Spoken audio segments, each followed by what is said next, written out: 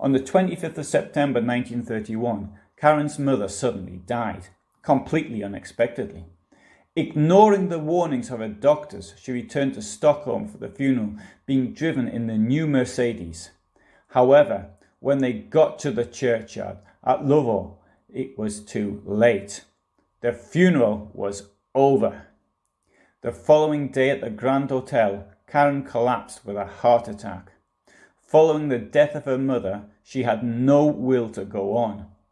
Hermann reached her and sat at her bedside. A telegram came requesting his presence in Berlin for a meeting with President Hindenburg, who wanted to explore the possibilities of forming a government with Nazi participation.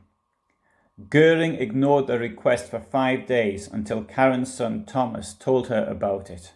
She ordered him to leave. He went. He never saw her again.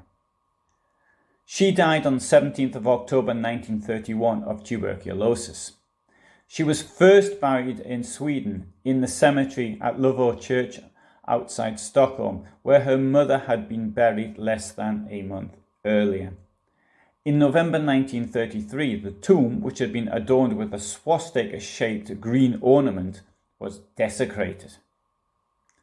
Hermann Göring, the mass murderer, later to be one of the instigators of the Holocaust, a man who never was afraid to kill people, never got over the loss of Carin. When he met his next wife, the first gift he gave her was a picture of Carin. In his Berlin residence, he built a small shrine to her, which you can see in this photograph.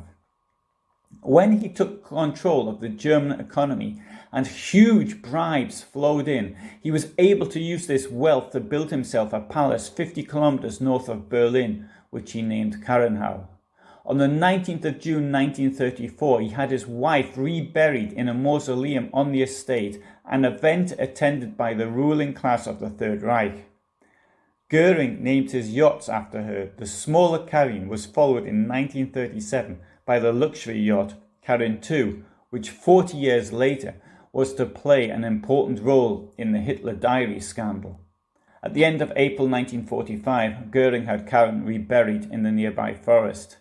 Then he pushed the plunger to blow up Carin Hall and the mausoleum to stop them falling into the hands of the advancing Red Army.